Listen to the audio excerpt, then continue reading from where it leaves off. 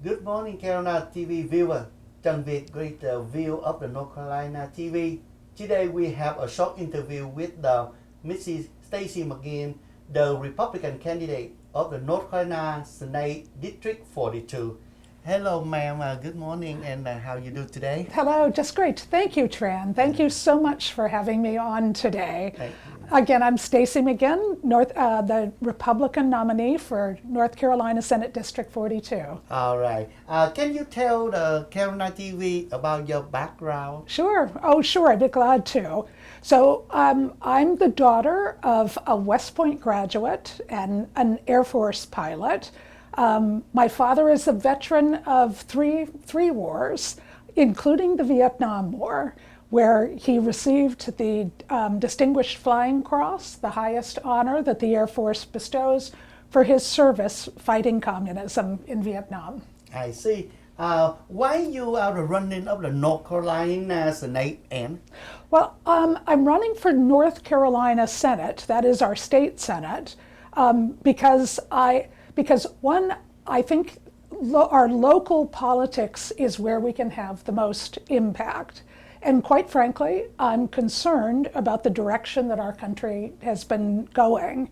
As a lawyer and a top executive, now retired, I'm used to problem solving, and I think we have some significant problems here in Charlotte that need to be addressed. I see. What issues you do plan to address on behalf of the community if you elected? So I see three primary issues. First of all, crime has been a continuing problem in Charlotte. As we grow,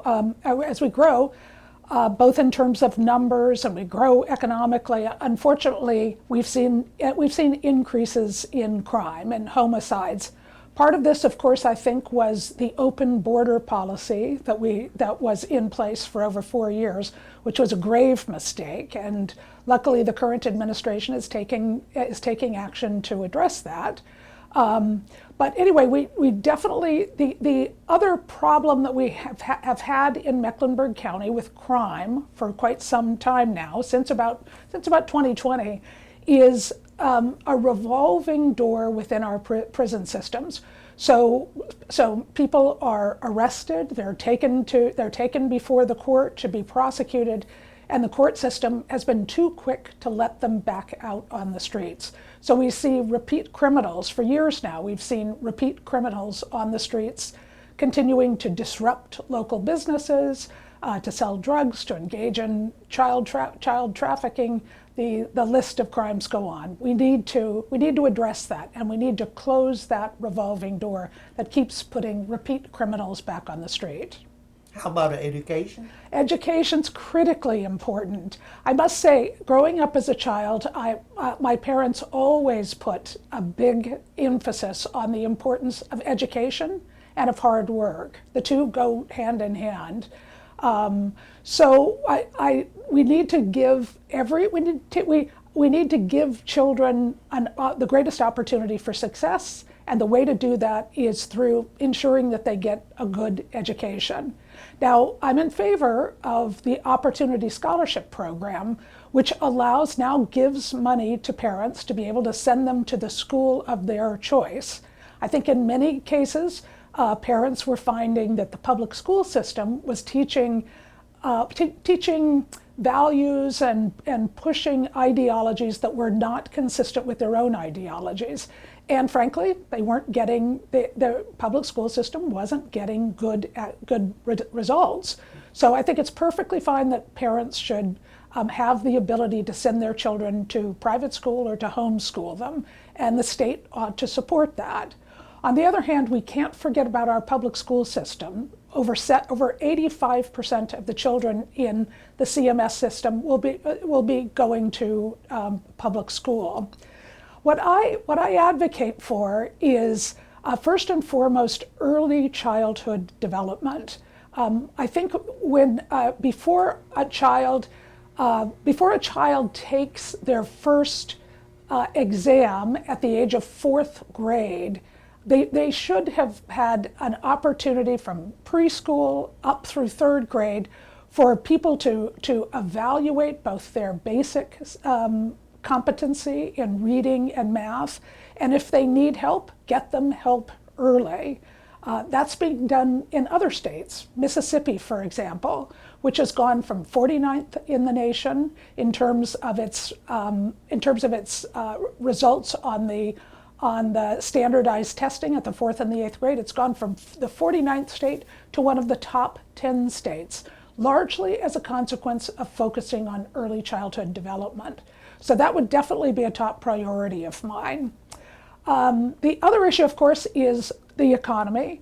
I was a former top executive with Bank of America and have been a lifelong capitalist and continue to be. We're blessed to be in a state that is growing and has a very strong, robust economy. For 2 years in a row, the state of North Carolina has been listed as the best state for business by CNBC. We've been nationally recognized.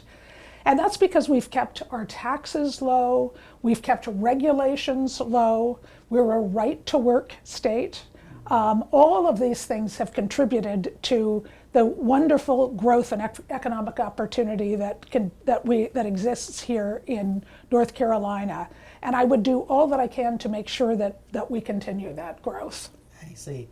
But I heard about this.